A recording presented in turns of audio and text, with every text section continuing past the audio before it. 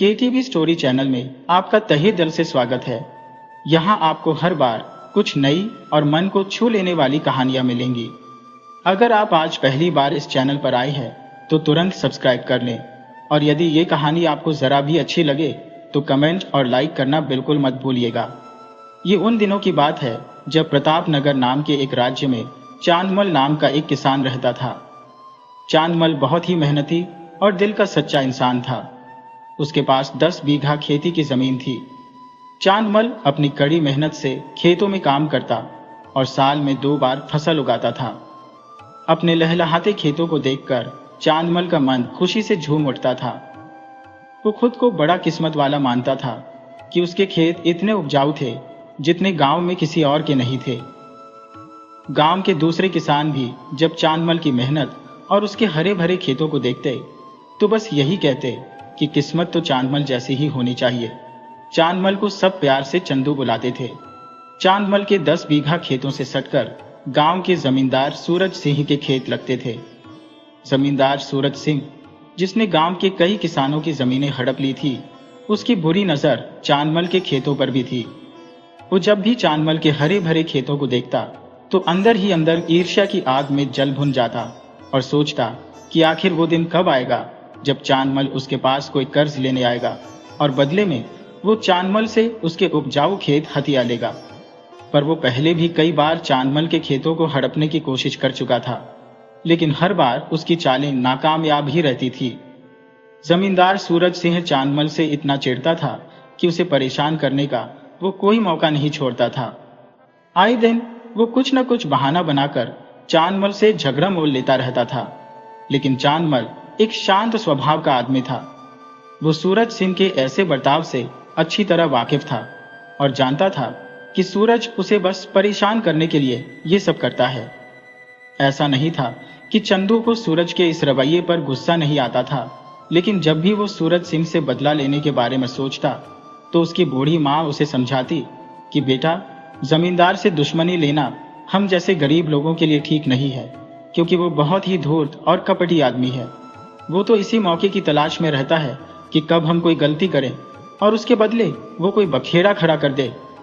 चांदमल अपनी बूढ़ी माँ की बात मानकर अपने गुस्से को पी जाता था, लेकिन दूसरी तरफ सूरज सिंह, जो कि चांदमल के इस शांत स्वभाव को उसकी कमजोरी समझ बैठा था, उसने अपने कई नौकरों को इसी काम पर लगा रखा था कि वो हरदम चांदमल के घर की चुपके चुपके निगरानी करते रहे और पल पल की खबर अपने मालिक को देते रहे। जमींदार जहां एक तरफ बहुत ही लालची और घटिया किस्म का इंसान था, वहीं दूसरी तरफ उसकी पत्नी अनुराधा एक बहुत ही धार्मिक और दयालु औरत थी। वो रोज सुबह मंदिर जाती, साधु संतों के दर्शन करती और किसी गरीब या लाचार को देखते ही पैसा देकर उसकी मदद करती थी। जमींदार को अपनी पत्नी का यह व्यवहार बिल्कुल पसंद नहीं आता था, जबकि उसकी पत्नी को अपने पति का लालचीपन पसंद नहीं था। वो अक्सर अपने पति को समझाती, देखिए, भगवान का दिया हुआ हमारे पास सब कुछ है, इतनी धन दौलत है, सैकड़ों एकड़ जमीन है, फिर भी आप इतना लालच क्यों करते हैं? आप क्यों गरीब किसानों का हक मारते हैं? अगर ऐसे ही चलता रहा तो एक ना एक दिन भगवान हमें हमारे किए की सजा जरूर देंगे। अपनी पत्नी की ऐसी बातें सुनकर जमींदार सुधरने की बजाय और भी ज्यादा चिढ़ जाता था। वो जलकर गुस्से में अपनी पत्नी से कहता, अरे तुम बंद करो ये अपनी बकवास। जब देखो मुझे उपदेश देती रहती हो। तुम्हें तो दुनियादारी की कोई समझ है नहीं। ऐसे ही थोड़ी ना मैंने इतनी जमीन जायदाद खड़ी की है। कई तरह के हथकंडे अपनाकर, जोड़ तोड़ करके मैं इतना बड़ा साम्राज्य बना पाया हूं। अगर मैं तुम्हारे कहने पर चला तो कुछ ही दिनों में मैं कंगाल हो जाऊंगा। इस तरह से अक्सर पति पत्नी दोनों एक दूसरे की बातों से सहमत नहीं होते थे। जमींदार और किसान चांदमल के खेत एक दूसरे से सटे हुए थे। उन दोनों के खेतों में एक ही नहर का पानी लगता था। वो पानी पहले जमींदार के खेतों में पहुंचता और फिर एक छोटे से नाले से होता हुआ चांदमल के खेतों में आता। एक दिन सुबह उसने अपने नौकरों को बुलाया और उनसे कहा, तुम सब दिन ढलने के बाद मेरे खेतों पर जाना और मेरे खेतों से जो पानी चांदमल के खेतों में जाता है वहां पर एक बड़ा सा पत्थर लगा देना और पानी को रोक देना, ताकि वो पानी उस चंदू के खेतों में न जा सके।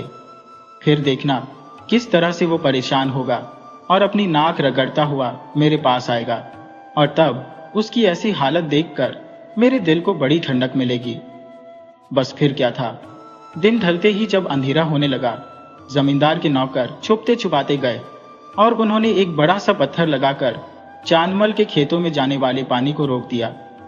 सुबह जब भोर हुई तो सूरज सिंह उस जगह पर जा पहुंचा और एक बड़े पेड़ के पीछे छिपकर सब कुछ देखने लगा कि किस तरह से अब चांदमल परेशान होगा।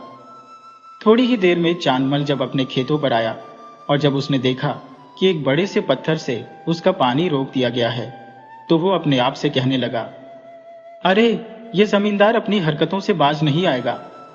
इसने आज फिर मेरे खेतों का पानी रोक दिया।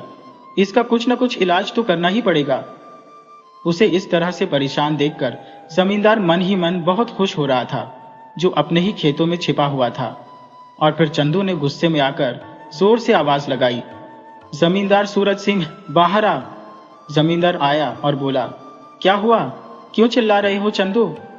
मैं चिल्ला रहा हूं क्योंकि तुमने मेरे खेतों में आने वाले पानी को बंद कर दिया है। जमींदार बोला, अरे नहीं नहीं, मैं ऐसा कुकर्म नहीं कर सकता। नहर में कोई पत्थर आ गया होगा।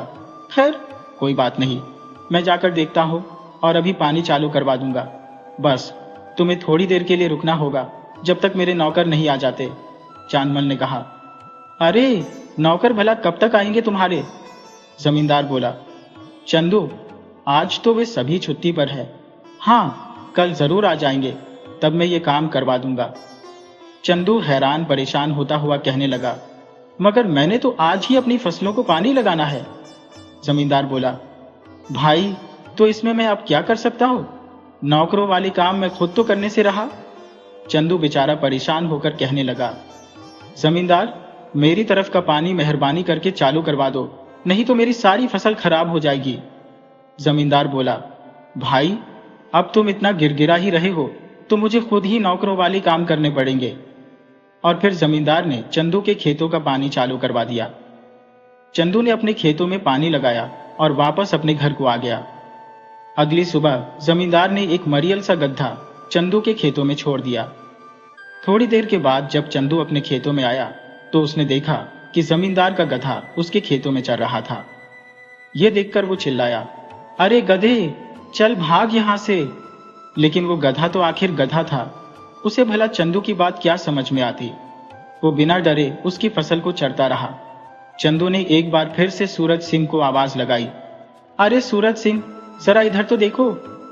तभी जमींदार, जो वहीं पर छिपकर सब कुछ देख रहा था, चंदू के सामने आया और बोला, क्यों चंदू भाई, क्यों गला फाड़ रहे हो?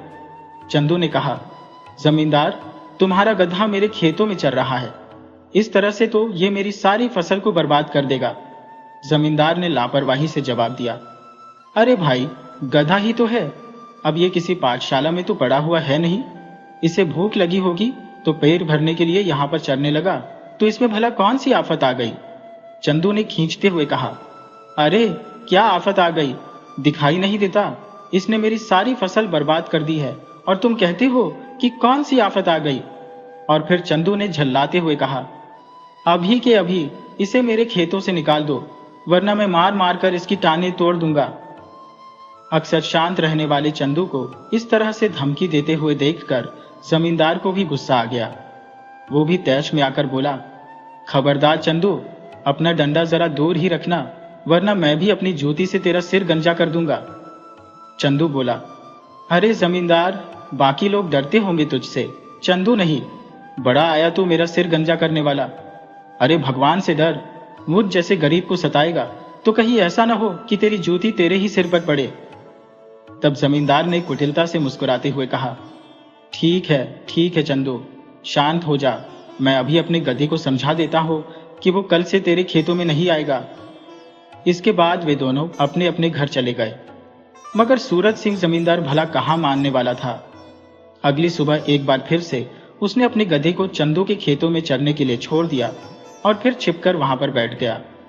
सोचने लगा, चंदू जब आज मेरे गधे को उसके खेतों में चरते हुए देखेगा तो पक्का ही वो आग बबूला हो उठेगा और उसे इस तरह से तिल मिलाते हुए देखकर मुझे बड़ा ही मजा आएगा। थोड़ी देर के बाद चंदू जब अपने खेतों पर आया तो उसने फिर से गधे को अपने खेतों में चरते हुए देखा। इस बार तो वो अपना आपा खो बैठा। उसने एक डंडा उठाया और गधे की तरफ दौड़ लगाई। बोला, हे भगवान, इस गधे ने तो मेरे सारे खेत का सत्यानाश कर दिया। आज तो मैं इसे नहीं छोड़ूंगा। फिर क्या था, वो डंडे से गधे को पीटने लगा। अपने गधे को पीटता हुआ देखकर छिपा हुआ सूरज सिंह जल्दी ही चंदू के सामने आया और बोला, अरे चंदू, जान से ही मार डालेगा क्या मेरे गधे को? चंदू ने गुस्से में कहा, आज मैं इसे नहीं छोड़ूंगा। मार खाता हुआ गधा आखिर कब तक मार खाता? उसने वहां से दौड़ लगा दी। लाला बछियाराम के घर के सामने एक सूखा कुआं था। इसके आसपास मुंडेर नहीं बनी हुई थी। गधा दौड़ता हुआ उस कुएं में जा गिरा। पीछे पीछे आता हुआ जमींदार ये सब कुछ देख रहा था और बोला, अरे मेरा गधा इस कुएं में गिर गया। कुएं में गिरने के कारण गधा मर चुका था। कई लोगों की मदद से जमींदार ने अपने मरे हुए गधे को बाहर निकाला और फिर जोर जोर से चिल्लाते हुए कहने लगा, हाय रे मेरा गधा, इसे तो मैंने अपने बच्चों की तरह पाला था। चंदू ने इसे मार डाला। और फिर वो चंदू से कहने लगा, चंदू, तूने मेरे गधे को मार डाला। तू इसकी कीमत 100 स्वर्ण मुद्राएं मुझे चुपचाप दे दे। ये सुनकर चंदू बोला, क्या 100 स्वर्ण मुद्राएं?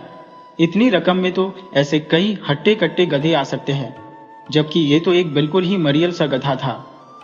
जमींदार ने कहा, लेकिन मैं इसे अपने बच्चों की तरह प्यार करता था। मैंने इसे अपनी संतान की तरह पाला था और अपनी संतान की कीमत 100 स्वर्ण मुद्राएं तो बहुत ही कम मांग रहा हूं। चंदू बोला, लेकिन मैं गरीब, इतना धन कहां से लाऊंगा? अब तो चंदू थोड़ा घबरा गया और कहने लगा, भाई जमींदार, मेरा इरादा तुम्हारे गधे को मारने का बिल्कुल भी नहीं था। मैं तो बस अपनी फसल बचाने के लिए उसे भगा रहा था। मैं तुम्हें इस गधे के बदले में एक नया और हट्टा कट्टा गधा लाकर दे दूंगा, लेकिन स्वर्ण मुद्राएं तो मैं नहीं दे सकता। जमींदार बोला, मैं कुछ नहीं जानता। या तो तू मुझे 100 स्वर्ण मुद्राएं दे दे या फिर अपने खेतों को मेरे हवाले कर दे, नहीं तो मैं तुझे राजा के दरबार में पेश करूंगा। वहीं पर हमारा न्याय किया जाएगा। बेचारे गरीब चंदू के पास 100 सोने के सिक्के तो दूर की बात है, एक सोने का सिक्का भी नहीं था, इसलिए वो देता कहां से? जब जमींदार ने बात बनते हुए नहीं देखी तो वो पैर पटकता हुआ राजा के दरबार में जा पहुंचा। वहां के राजा थे बुद्धि सिंह। वो अपने नाम के ठीक उल्टे एकदम कम अक्ल वाले राजा थे। वो अक्सर अपने चापलूसी करने वाले दरबारियों से घिरे रहते थे। उसके दरबारी उसकी झूठी सच्ची तारीफ करके राजा को खुश करते रहते थे, जिसके कारण राजा बुद्धि सिंह को यह लगता था कि वो इस दुनिया का सबसे बुद्धिमान आदमी है और उसके न्याय का डंका पूरे राज्य में बजता है। जब जमींदार सूरज सिंह राजा के सामने पहुंचा तो कहने लगा, महाराज, मेरे साथ न्याय कीजिए और उस दुष्ट चंदू को कड़ी सजा दीजिए। राजा ने पूछा, कौन हो तुम और यहां पर कैसे आए? क्या परेशानी है तुम्हें? तुम्हारे साथ किसने अन्याय किया? जमींदार बोला, महाराज, मैं जमींदार सूरज सिंह हूं। मेरा गधा, जो कि मुझे अपने संतान की तरह प्यारा था, वो मेरे पड़ोसी चांदमल के खेतों में चला गया तो चांदमल उसे लाठी से मारकर भगाता जा रहा था। भागता मेरा गधा सूखे कुएं में जा गिरा। मेरा गधा मुझे अपने बच्चों से भी ज्यादा प्यारा था और उसके मुआवजे के बदले में मुझे 100 स्वर्ण मुद्राएं दिलाई जाए। राजा ने कहा, जरा शांति रखो, न्याय करना मेरा काम है। तुम्हें क्या दिलवाना है और क्या नहीं दिलवाना, यह फैसला मैं करूंगा। राजा ने अपने सैनिकों को आदेश दिया कि फौरन जमींदार सूरज सिंह के पड़ोसी चांदमल को दरबार में पेश किया जाए। जमींदार ने कहा, महाराज, उसे तो मैं अपने साथ लेकर आया हूं। राजा ने चंदू से पूछा, क्यों भाई, तुमने जमींदार का बच्चों से भी प्यारा गधा मार डाला? चंदू बोला, नहीं महाराज, मैं तो पूजा पाठ करने वाला, भगवान से डरने वाला आदमी हूं। मैं भला जीव हत्या करके नरक का भागीदार क्यों बनूंगा? मैंने जमींदार के गधे को नहीं मारा महाराज। मैंने तो सिर्फ अपनी फसल बचाने के लिए उसे थोड़ा सा डराया था, लेकिन वो गधा डर के मारे ऐसा भागा कि लाला बछियाराम के घर के बाहर सूखे कुएं में जा गिरा और कुएं में गिरने से वो मर गया। इसमें भला मेरी क्या गलती? राजा बोले, क्यों जमींदार, क्या ये चंदू सच कहता है? इसी तरह से तुम्हारा गधा मरा था? जमींदार ने हां में सिर हिला दिया। राजा ने कहा, तो फिर चंदू भला तुम्हारे गधे का हत्यारा कैसे हो सकता है? हत्यारा तो वो सूखा कुआं है जिसमें गिरकर तुम्हारा गधा मर गया। अब तुम ये बताओ कि उस सूखे कुएं को किसने खुदवाया था? जमींदार घबराते हुए बोला, महाराज, वो कुआं तो लाला बछिया राम ने खुदवाया था। राजा बोला, तो फिर चंदू को इज्जत के साथ रिहा किया जाए और उसके घर भेज दिया जाए। लाला बछिया राम को दरबार में पेश किया जाए। राजा के बुलाने पर लाला बछिया राम को दरबार में पेश किया गया। लाला कहने लगा, महाराज, मेरा प्रणाम स्वीकार कीजिए और कहिए मेरे लिए क्या आदेश है? राजा बोला, आदेश तो मैं तुम्हें बाद में दूंगा, पहले तुम ये बताओ कि तुमने अपने घर के सामने कोई सूखा कुआं खुदवाया है? लाला ने कहा, जी महाराज। राजा बोला, तो फिर ठीक है, तुम फौरन सजा भुगतने के लिए तैयार हो जाओ। जानते हो, तुम्हारे कुएं में गिरकर सूरज सिंह का प्यारा गधा मर गया, जिसे वो अपने बच्चों की तरह प्यार करता था, और इसके लिए तुम जिम्मेदार हो, और तुम्हें गधे की मौत का जिम्मेदार मानते हुए तुम्हें फांसी की सजा दी जाएगी। लाला बोला, महाराज, गधे की मौत का जिम्मेदार मैं हरगिज नहीं हो सकता, क्योंकि मैंने तो वो कुआं गांव की जनता की भलाई के लिए खुदवाया था, ताकि लोगों को दूर से पानी लाने का कष्ट न सहना पड़े। हाँ महाराज, वो कुआं सूखा है, क्योंकि जमीन के जानकार भरतई की सलाह पर मैंने उस जगह पर वो कुआं खुदवाया था, लेकिन उसकी सलाह गलत निकली। उसने बताया था कि वहीं पर पानी निकलेगा, लेकिन पानी तो निकला नहीं। अब आप खुद ही सोचिए महाराज, कि अगर कुएं में पानी निकल आता तो मैंने कुएं पर मुंडेर भी जरूर बनवा दी होती, और तब सूरज सिंह का गधा मेरे कुएं में कभी नहीं गिरता। राजा बोला, इसका मतलब तो यह हुआ कि सारी गलती जमीन के जानकार भरतई की है। राजा ने मंत्री को आदेश दिया, तो ठीक है मंत्री जी, फौरन जमीन के जानकार भरतई को दरबार में पेश किया जाए।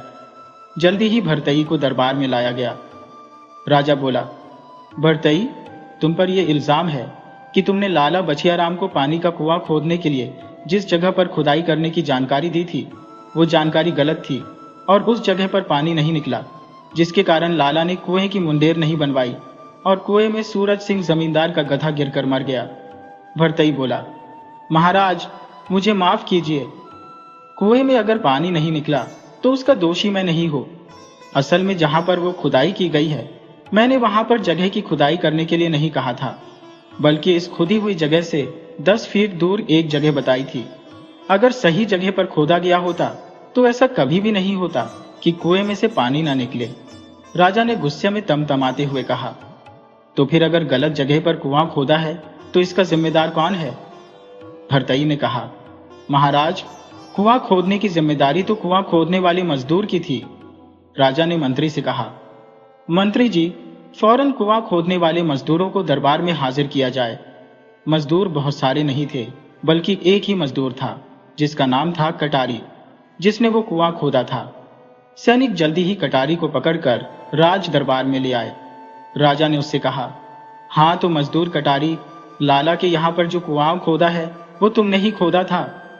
जी हाँ महाराज, वो मैंने ही खोदा था। तो फिर तुमने कुआं गलत जगह पर क्यों खोदा? मजदूर बोला, अब इस बारे में मैं क्या कहूँ महाराज, अपनी जानकारी में तो मैंने कभी गलती नहीं की, लेकिन फिर भी मैं एक इंसान हूँ और मुझसे भी गलती हो सकती है। राजा ने कहा, यानी तुम स्वीकार करते हो कि तुमने गलत जगह पर कुआं खोदा है? मजदूर बोला, जी हाँ महाराज, मगर मैंने जानबूझकर ऐसा नहीं किया। उस रोज अगर मेरी तबीयत ठीक होती तो शायद मुझसे यह भयंकर गलती नहीं होती। राजा ने पूछा, क्यों, क्या हुआ था तुम्हारी तबीयत को? बुखार हो गया था अन्नदाता। तो फिर तुम बुखार की दवा लेकर कुआं खोदने के लिए क्यों नहीं गए? मजदूर बोला, दवा तो मैंने ली थी महाराज, वैद्य शांति भूषण से। मैं उनसे बुखार की दवा लेकर आया था, लेकिन उनकी दी हुई दवा का तो बिल्कुल भी असर नहीं हुआ, क्योंकि वैद्य जी ने मुझे दस्त लगने की दवा दे दी थी। राजा ने चौंकते हुए कहा, क्या? आखिर वैद्य ऐसी लापरवाही कैसे कर सकता है?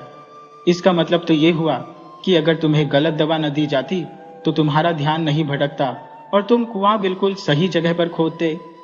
जी महाराज, तो फिर मुख्य अपराधी तो वैद्य शांति भूषण हुआ, क्योंकि अगर वो गलत दवा न देता तो ऐसा भयंकर कांड न होता। राजा ने एक बार फिर से अपने मंत्री को आदेश दिया कि वैद्य शांति भूषण को तुरंत मेरे सामने हाजिर किया जाए। कुछ ही देर में राजा के आदेश का पालन कर दिया गया और वैद्य शांति भूषण दरबार में हाजिर हुआ। वो बोला, महाराज, आपको क्या तकलीफ है? पेट में दर्द है या पैरों में? कान से ऊंचा सुनाई देता है या आंखों से कम दिखाई देता है? मैं हर तरह की दवा फटाफट दे सकता हूं। राजा ने उसे फटकारते हुए कहा, चुप हो जाओ वैद्य, अपनी दवा से अच्छे खासे लोगों को मार देने वाली कपट्टी। मैं तुम्हें सारी जिंदगी के लिए कारागार में बंद करवा रहा हूं। वैद्य ये सुनकर घबरा गया और बोला, लेकिन महाराज, मेरा कसूर क्या है? अरे वैद्य, तूने इस मजदूर को गलत दवा दे दी, जिसके कारण इसका ध्यान भटक गया और उसने कुएं के लिए गलत जगह पर खुदाई कर दी। वैद्य बोला, अन्नदाता, इस गरीब मजदूर को मैंने गलत दवा जानबूझकर नहीं दी थी। ये अनहोनी तो उस तोताराम के कारण हो गई। राजा ने पूछा, तोताराम कौन है ये? तोताराम, महाराज, ये तोताराम सेठ लंका प्रसाद का नौकर है। और वो तोताराम इतना बोलता है कि उसके आगे अच्छों अच्छों की बोलती बंद हो जाती है। उस दिन जब ये मजदूर मुझसे दवा लेने के लिए आया था, तो तोताराम भी मुझसे दवा लेने के लिए आया था, और आते ही उसने बोलना शुरू कर दिया। और फिर वो ऐसे बोलता चला गया कि उसे क्या देना है और इस मजदूर को कौन सी दवा देनी है। मैं हड़बड़ाहट में गड़बड़ी कर बैठा।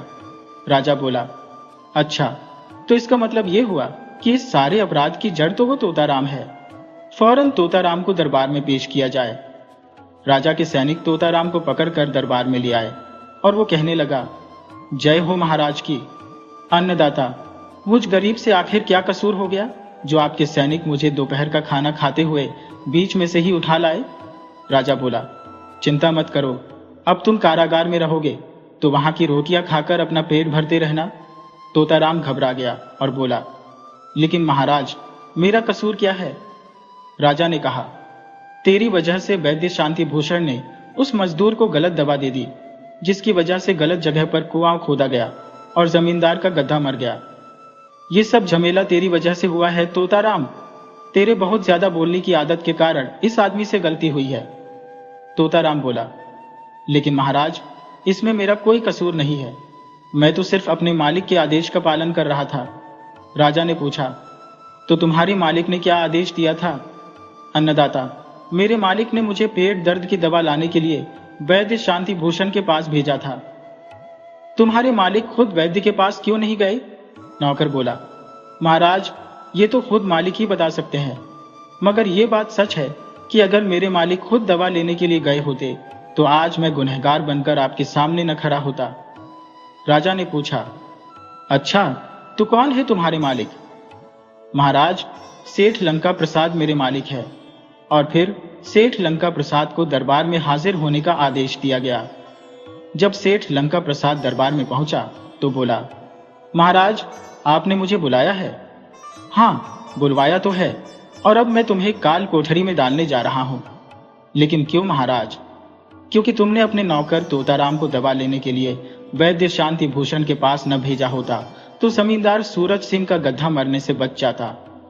सेठ बोला, लेकिन महाराज, महीनों बीत गए, मैंने तो वैद्य जी के यहां से कोई दवा मंगवाई ही नहीं। राजा ने कहा, लेकिन महीनों पहले तो तुमने दवा मंगवाई थी ना? सेठ बोला, हाँ, याद आया महाराज, मैंने दवा मंगवाई थी और उस समय मेरे पेट में बहुत ही भयंकर दर्द हो रहा था। मैं इतनी बुरी तरह से तड़प रहा था कि खुद वैद्य जी के पास जाने में मैं असमर्थ था। वैसे भी महाराज, नौकर चाकर तो रखे ही इसीलिए जाते हैं कि उनसे डटकर काम लिया जा सके। मैं समझता हूं कि मैंने नौकर तोताराम को वैद्य जी के यहां पर भेजकर कोई गलती नहीं की। राजा ने उसे फटकारते हुए कहा, गलती कैसे नहीं की? बहुत भयंकर गलती की है। न तुम तोताराम को दवा लेने के लिए भेजते, न वैद्य तोताराम की बातों में हड़बड़ाकर मजदूर को गलत दवा देता। इसीलिए इस सारे फसाद की असली जड़ तुम ही हो, तुम ही असली अपराधी हो। सेठ बोला, महाराज, मैं इसके लिए जिम्मेदार नहीं हूं। जरा सोचिए महाराज, अगर मेरे पेट में दर्द न हुआ होता तो क्यों मैं अपने नौकर तोताराम को वैद्य जी के यहां पर भेजता? राजा ने कहा, यकीनन नहीं भेजते। सेठ बोला, तो फिर सारी मुसीबत की जड़ मेरे पेट का दर्द है। राजा ने कहा, हाँ, बात तो ठीक है, लेकिन तुम्हारे पेट में दर्द हुआ कैसे था? सेठ बोला, बात दरअसल ये है महाराज, मैं उस रोज अपने दोस्त जमींदार सूरज सिंह के यहां पर दावत खाने के लिए गया था। महाराज, दावत में तरह तरह के व्यंजन और मिठाइयाँ खाने के बाद जब मैं अपने घर में लौटा तो मेरे पेट में दर्द शुरू हो गया। राजा ने कुछ सोचते हुए कहा, तो इसका मतलब असली कसूरवार तो जमींदार सूरज सिंह है, जिसके यहाँ पर तुमने दावत खाई थी। राजा ने मंत्री को आदेश दिया। मंत्री, फौरन जमींदार सूरज सिंह को यहाँ पर बुलवाया जाए। मंत्री बोला, लेकिन महाराज, जमींदार सूरज सिंह तो पहले से ही दरबार में हाजिर है, वही तो हमारे पास ये फरियाद लेकर आया था। राजा ने कहा, ये तो और भी अच्छी बात है। अगर वो दरबार में ही है तो असली अपराधी तो वही है। उसे फौरन पकड़कर कारागार में डाल दिया जाए और कल सुबह उसे 100 कोड़े लगाने की सजा दी जाएगी। राजा का आदेश पाते ही सैनिकों ने सूरज सिंह को कसकर पकड़ लिया। वो बोला, नहीं महाराज, मुझे छोड़ दीजिए, मुझे माफ कर दीजिए। लेकिन सूरज सिंह जमींदार के सामने अब पछताने के अलावा कोई और रास्ता नहीं था। कहाँ तो वो किसान चांदमल को सजा दिलवाने के लिए राजा के दरबार में आया था और कहाँ घूम फिरकर वो खुद ही इस जंजाल में फंस गया। अपने बिछाए हुए जाल में अब वो खुद ही फंस चुका था। सोचने लगा, ठीक ही कहा था उस चंदू ने कि भगवान से डरो सूरज सिंह। अगर मुझ जैसे गरीब को सताओगे तो कहीं ऐसा ना हो कि तुम्हारी अपनी ही ज्योति अपने ही सिर पर आ पड़े। काश मैंने उस गरीब किसान चांदमल को परेशान न किया होता तो आज मुझे यह सजा न मिलती। अगली सुबह जमींदार सूरज सिंह को 100 कोड़े लगाकर छोड़ दिया गया। उस दिन के बाद से जमींदार सूरज सिंह ने कभी भी किसान चांदमल को परेशान नहीं किया और उसकी जमीन हथियाने का ख्याल उसने हमेशा के लिए छोड़ दिया। और गांव के बाकी किसानों के साथ भी उसका बर्ताव अब बहुत ही मधुर हो चुका था। तो इसी तरह की कहानियां देखने के लिए आप KTV स्टोरी चैनल को सब्सक्राइब कर लीजिए। वीडियो अच्छी लगी तो इसे लाइक कीजिए, क्योंकि आपका एक एक लाइक हमारे लिए बहुत ही कीमती है। और साथ ही अपने अच्छे कमेंट करना बिल्कुल मत भूलिएगा।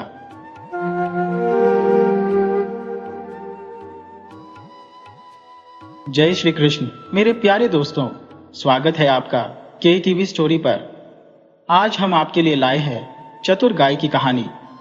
अगर आपको हमारी ये कहानी दिल से पसंद आए तो वीडियो को लाइक करके चैनल को सब्सक्राइब करना और घंटी का बटन दबाना मत भूलना, ताकि हमारी कोई भी नई कहानी आपसे न छूटे। तो चलो मेरे यारों, बिना किसी देरी के कहानी की दुनिया में गोता लगाते हैं। गांव से थोड़ा दूर एक घना जंगल था।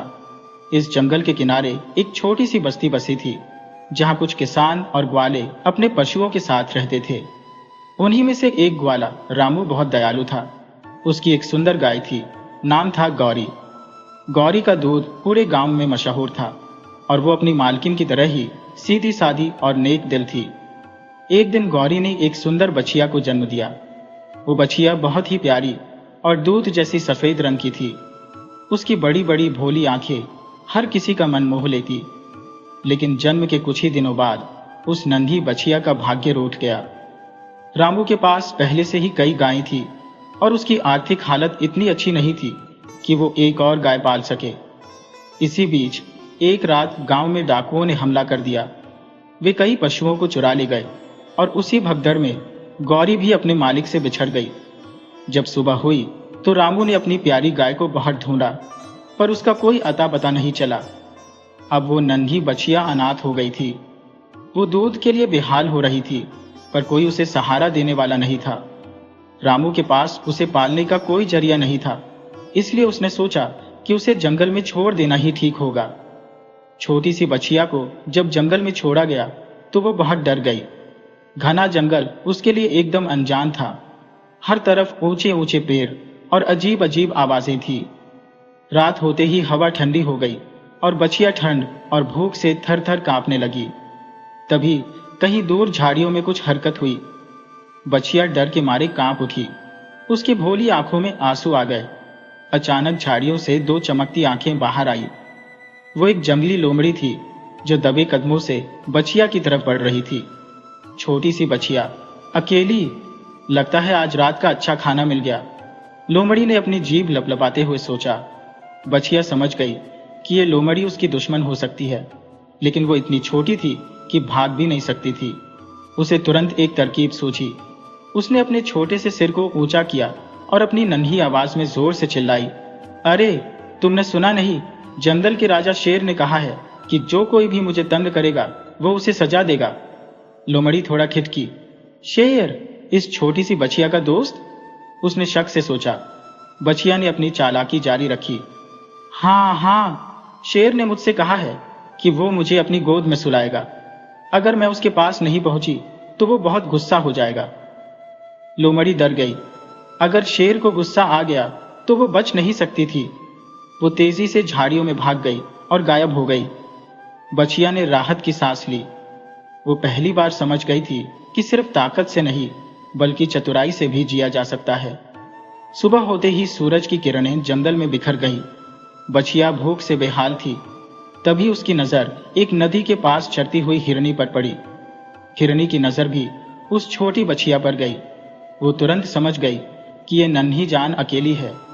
तुम कौन हो और यहाँ अकेली क्यों घूम रही हो? हिरनी ने पूछा। बछिया ने अपनी कहानी सुनाई। हिरनी को उस पर दया आ गई। मेरे पास चलो, मैं तुम्हें कुछ खाने को दूंगी, हिरनी बोली। बछिया खुशी खुशी उसके साथ चल पड़ी। हिरनी ने उसे नरम घास खाने को दी और उसके बाद वे दोनों एक घने पेड़ के नीचे बैठ गए। अब बछिया अकेली नहीं थी। उसने जंगल में रहना सीख लिया था और अपनी चतुराई से खुद को बचाने लगी थी। लेकिन यह तो सिर्फ शुरुआत थी। छोटी बछिया अब जंगल में रहने की आदी हो रही थी। उसकी नई दोस्त हिरनी उसे जंगल के रहस्यों के बारे में सिखा रही थी। वो बताती कि कौन से पेड़ खाने लायक है, किन पौधों से बचना चाहिए और कैसे खतरे को भांप कर छुप जाना चाहिए। लेकिन सबसे बड़ी सीख थी चालाकी से जिंदा रहना। बछिया अब धीरे धीरे समझ रही थी कि जंगल में सिर्फ ताकत से नहीं बल्कि बुद्धिमानी से भी बचा जा सकता है। उसने अपनी पहली चालाकी से लोमड़ी को तो डरा दिया था, लेकिन क्या वो हर बार इसी तरह बच पाएगी? एक दिन हिरनी और बछिया नदी किनारे खेल रही थी कि अचानक झाड़ियों में सरसराहट हुई। छुप जाओ, हिरनी ने फुसफुसाया। झाड़ियों से एक भेड़िया निकला। उसकी आंखों में भूख थी और मुंह से लार टपक रही थी। वो धीरे धीरे बछिया की ओर बढ़ा। आहा, आज तो मजेदार शिकार मिलेगा, भेड़िए ने गुर्राते हुए कहा। बछिया का दिल तेजी से धड़कने लगा, लेकिन उसने खुद को संभाला। ठहरो, तुम जानते भी हो कि मैं कौन हूं? बछिया ने आत्मविश्वास से कहा। भेड़िया थोड़ा चौंका। कौन? तू तो एक मामूली बछिया है। मामूली? तुमने सुना नहीं कि जंगल के राजा शेर ने मुझे अपनी गोद में सुलाने का आदेश दिया है? अगर मैं वहां नहीं पहुंची तो वो गुस्से में तुमसे बदला लेगा। भेड़िया अक्का बक्का रह गया। शेर का नाम सुनते ही उसकी रीढ़ में झुरझुरी दौड़ गई। वो कुछ देर सोचता रहा और फिर गुर्राते हुए जंगल में भाग गया। हिरनी ने राहत की सांस ली और बछिया की चालाकी पर हंसने लगी। तुम तो बहुत चतुर हो, हिरनी बोली, लेकिन हर बार झूठ बोलकर बचना आसान नहीं होगा। कभी न कभी सच्चाई सामने आ ही जाएगी। धीरे धीरे जंगल के बाकी जानवर भी इस नन्ही बछिया के बारे में जानने लगे। कोई उसे दयालु समझता तो कोई चालाक। कुछ को लगता कि ये बछिया बेचारी है, लेकिन कुछ उसे खतरा मानने लगे। हाथी राजा जंगल का सबसे ताकतवर जानवर था। वो समझदार और न्यायप्रिय था। शेर सिंह जंगल का राजा था, लेकिन बहुत गुस्सैल और घमंडी। बंदर भोलू बहुत ही शरारती और मजाकिया था, लेकिन दिल का साफ था। लोमड़ी चालाकी वो वही लोमड़ी थी जिसे बछिया ने पहले बेवकूफ बनाया था। धीरे धीरे बछिया जंगल की हर चाल सीखने लगी। एक दिन जंगल में कोहराम मच गया। शेर सिंह बहुत गुस्से में था। मुझे बताओ कि कौन है वो छोटी बछिया जो मेरे नाम का इस्तेमाल करके जान बचा रही है? बंदर भोलू ने डरते डरते कहा। महाराज, वो एक नन्ही बछिया है। वो बहुत चतुर है, लेकिन बुरी नहीं है। शेर सिंह और गुस्से में आ गया। मुझे अभी उसी के पास ले चलो। बछिया इस बात से बेखबर थी कि उसके बारे में खुद जंगल का राजा पूछताछ कर रहा था। लेकिन तभी जंगल के जानवरों ने उसे खबर दी कि शेर सिंह गुस्से में उसे ढूंढ रहा है। बछिया जानती थी कि अब उसे अपनी सबसे बड़ी चालाकी दिखानी होगी। वो हिरनी से अलग होकर जंगल के बीचों बीच स्थित एक बड़े पेड़ के नीचे बैठ गई और कुछ सोचने लगी। थोड़ी ही देर में शेर सिंह अपने सैनिकों के साथ वहां पहुंचा। तो तू ही है वो छोटी बछिया जो मेरा नाम लेकर जंगल में चालाकियां कर रही है? शेर ने गरजते हुए कहा। बछिया ने डरने की बजाय सिर ऊंचा किया और आत्मविश्वास से बोली, महाराज, मैंने कभी आपका अपमान नहीं किया, बल्कि मैंने हमेशा आपकी महानता का बखान किया है। शेर थोड़ा चौंका, कैसे? अगर मैं आपका नाम नहीं लेती तो जंगल के खतरनाक जानवर मुझे खा चुके होते, लेकिन मैंने आपकी शक्ति का सहारा लिया और खुद को बचाया। अब देखिए, आज पूरा जंगल मुझे चालाक समझता है, क्योंकि मैंने आपके नाम का सम्मान बढ़ाया है। शेर ने गौर से बछिया की ओर देखा। उसकी बातें सच लग रही थी। ये सच है कि तूने चालाकी से खुद को बचाया, लेकिन मैं अभी भी तय नहीं कर पाया कि तू झूठी है या होशियार। बछिया ने झुककर कहा, महाराज, समय ही सब कुछ साबित कर देगा। शेर सिंह हंस पड़ा। तू छोटी जरूर है, लेकिन तेरी अक्ल बड़ी है। मैं देखना चाहता हूं कि तू भविष्य में क्या करेगी। फिर उसने आदेश दिया, आज से ये बछिया जंगल में चैन से रह सकती है, कोई इसे परेशान नहीं करेगा। बछिया ने राहत की सांस ली। उसने अपनी चालाकी और बुद्धिमानी से खुद को जंगल के राजा के सामने सही साबित कर दिया था। अब वो एक साधारण बछिया नहीं थी, बल्कि जंगल की सबसे चतुर गाय बनने की ओर बढ़ रही थी। बछिया अब जंगल में सम्मानित हो चुकी थी। जंगल के राजा शेर सिंह ने खुद उसे स्वीकार कर लिया था, जिससे बाकी जानवरों में उसकी इज्जत और बढ़ गई। हाथी, हिरण, बंदर और कई अन्य जानवर अब उसे पसंद करने लगे थे। लेकिन दूसरी ओर कुछ जानवर उसकी बढ़ती प्रसिद्धि से जलने लगे थे, खासकर लोमड़ी चालाकी और भेड़िया खूंखार। हम इसे इतनी आसानी से जंगल की रानी नहीं बनने देंगे, लोमड़ी ने दांत पीसते हुए कहा। भेड़िया भी घुर्राया, हमें इसे हमेशा के लिए रास्ते से हटाना होगा। वे दोनों अब बछिया को फंसाने के लिए कोई बड़ा षड्यंत्र रचने लगे। एक दिन जंगल में एक अजनबी आ पहुंचा। ये कोई जानवर नहीं, बल्कि एक कपटी शिकारी था। उसने अपनी बंदूक, जाल और तेज चाकू के साथ जंगल में प्रवेश किया। शिकारी का नाम रघु शिकारी था और वो बहुत ही धूर्त था। वो जंगल में छुपकर घूमता और जानवरों को पकड़ने के लिए अलग अलग तरीके आजमाता। उसकी नजर सबसे पहले शेर सिंह पर गई। अगर मैं इस जंगल के राजा को पकड़ लूं, मुझे खूब इनाम मिलेगा, उसने सोचा। लेकिन शेर सिंह बहुत ताकतवर था और सीधा हमला करना मुश्किल था।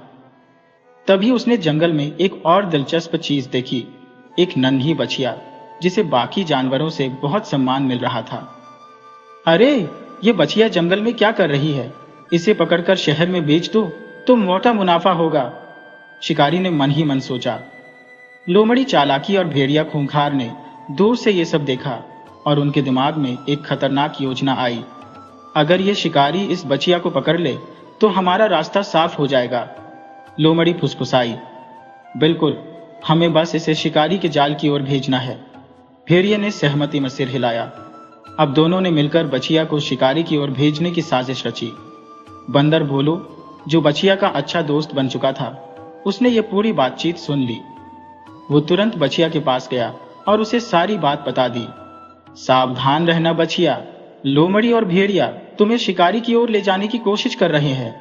बछिया सतर्क हो गई। उसने तुरंत एक योजना बनाई। अगली सुबह लोमड़ी चालाकी और भेड़िया खूंखार बछिया के पास पहुंचे और दोस्ती दिखाने लगे। बछिया बहन, हमने जंगल में एक नया चारागाह देखा है, जहां घास बेहद मीठी और हरी है, लोमड़ी ने मुस्कुराते हुए कहा। हाँ, वहां जाकर तुम भर पेट खाना खा सकती हो, भेड़िया भी बोला। लेकिन बछिया समझ गई कि ये कोई चाल है। फिर भी उसने भोलेपन का नाटक किया और कहा, वाह, मुझे तो वहां जाने का बहुत मन हो रहा है, चलो चलें। लोमड़ी और भेड़िया बहुत खुश हुए और बछिया को लेकर शिकारी के जाल की ओर बढ़ने लगे। लेकिन जैसे ही वे शिकारी के पास पहुंचे, बछिया अचानक तेज आवाज में चिल्लाई, अरे, ये तो शिकारी है, बचो, भागो। लोमड़ी और भेड़िया ये सुनकर चौंक गए, लेकिन जब उन्होंने पीछे देखा तब तक बहुत देर हो चुकी थी। शिकारी ने जाल फेंका और वो सीधे लोमड़ी और भेड़िए पर गिर पड़ा। बचाओ, लोमड़ी चीखी, हमें फंसा दिया गया। भेड़िया घुर्राया। शिकारी को लगा कि उसने जंगल के बड़े शिकार पकड़ लिए हैं। उसने लोमड़ी और भेड़िए को अपने मजबूत जाल में बांध लिया और खुशी खुशी हंसने लगा।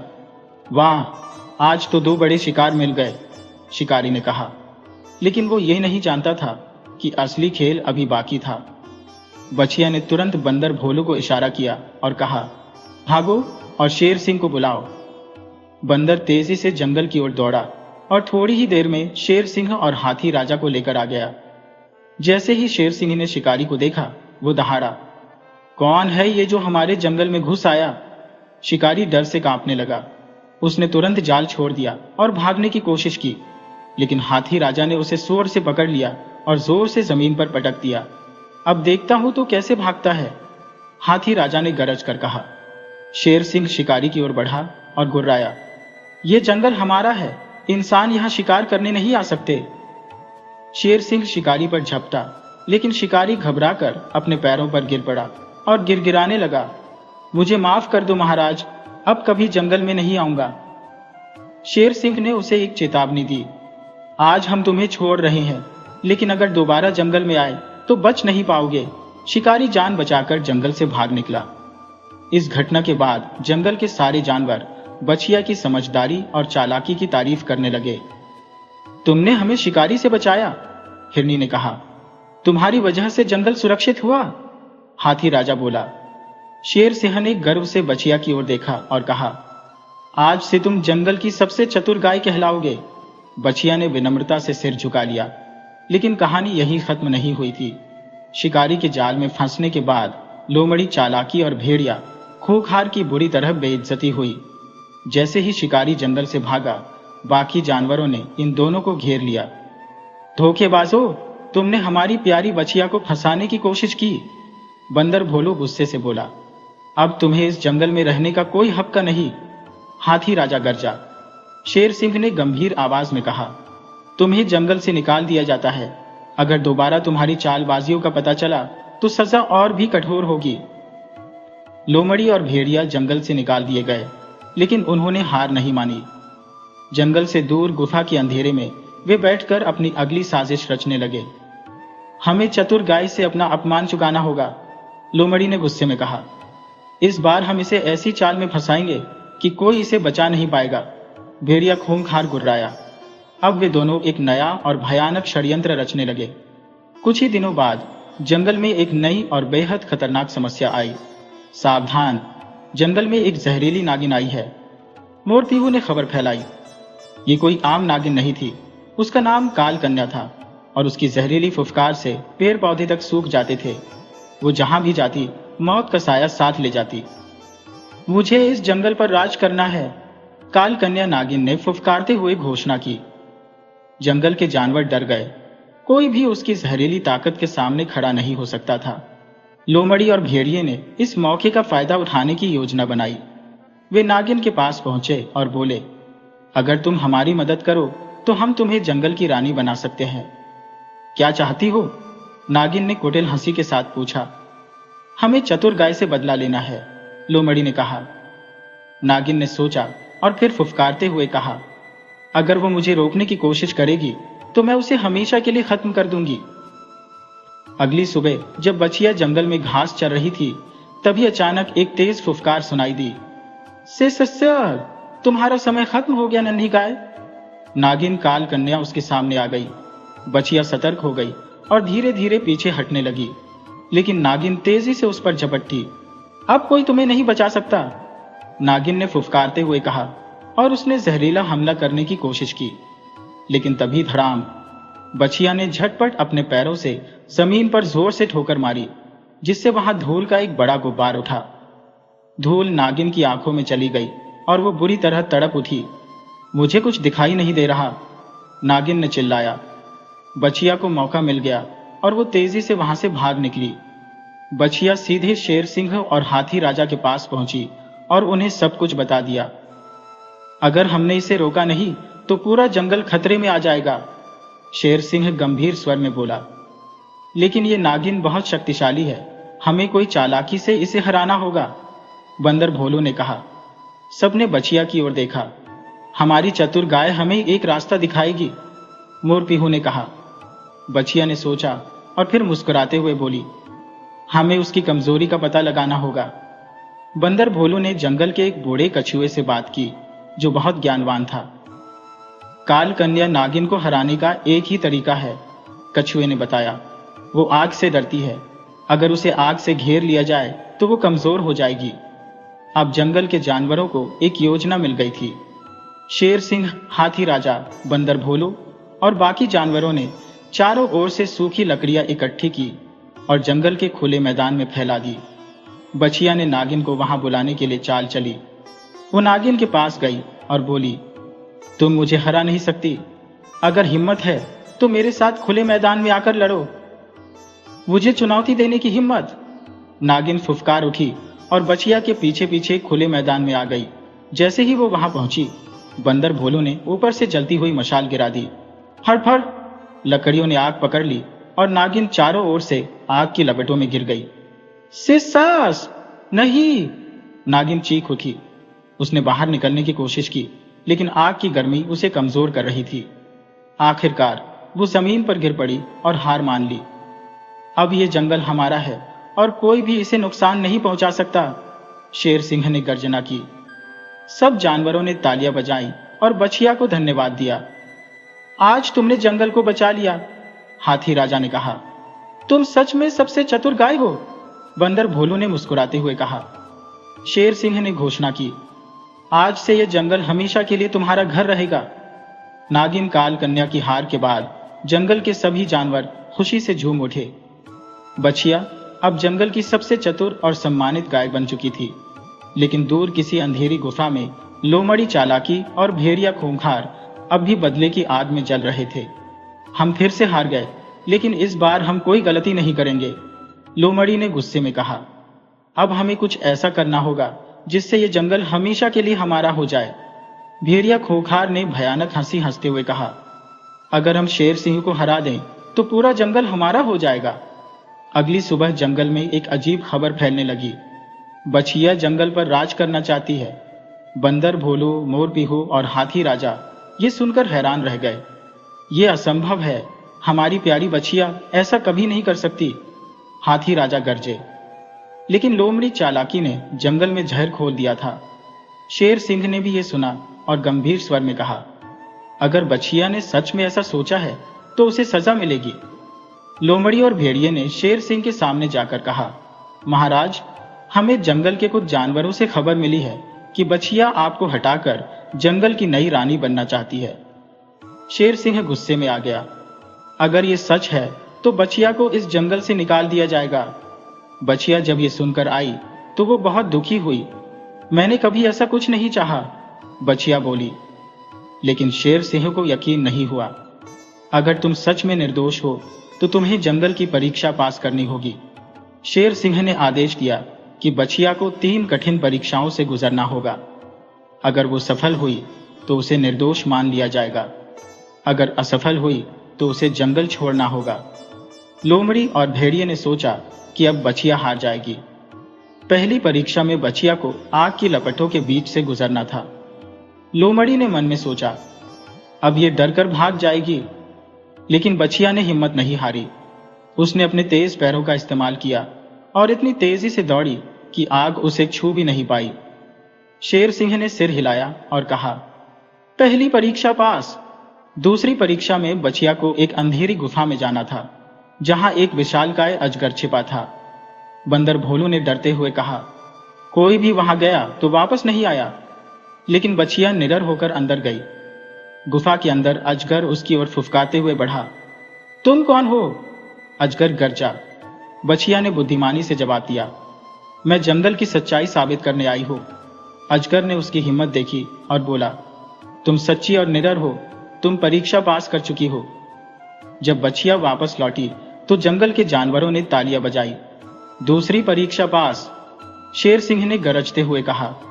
तीसरी और सबसे कठिन परीक्षा थी शेर सिंह से सीधी लड़ाई। शेर सिंह बोला, अगर तुम सच में इस जंगल की रक्षक हो तो मेरे वार से बचकर दिखाओ। बछिया जानती थी कि वो शेर से लड़ नहीं सकती, लेकिन उसने अपनी बुद्धिमानी से काम लिया।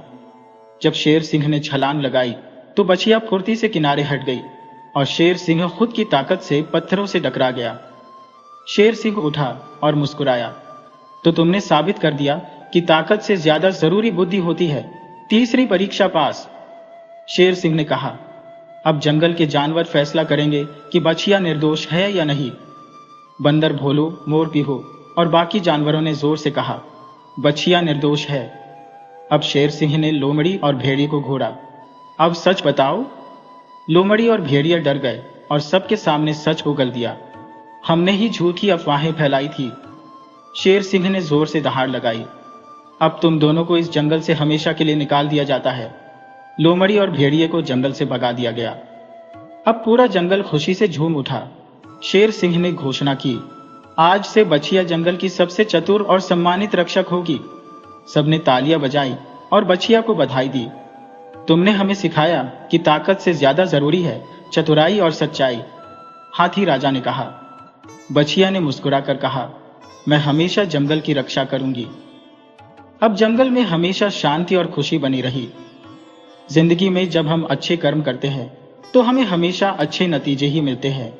सच्चाई और न्याय की जीत होती है। ये कहानी हमें बताती है कि सच और न्याय हमेशा जीतते हैं। चाहे कितनी भी साजिशें रची जाए, सच्चाई को मिटाया नहीं जा सकता। बछिया की चतुराई, निडरता और सच्चाई की वजह से जंगल में शांति लौट आई। ये कहानी हमें सिखाती है कि चतुराई, धैर्य और सच्चाई के साथ हर समस्या का हल निकाला जा सकता है। सीखो, समझो और अपने जीवन में लागू करो, क्योंकि चतुराई और सच्चाई का मेल ही असली शक्ति है।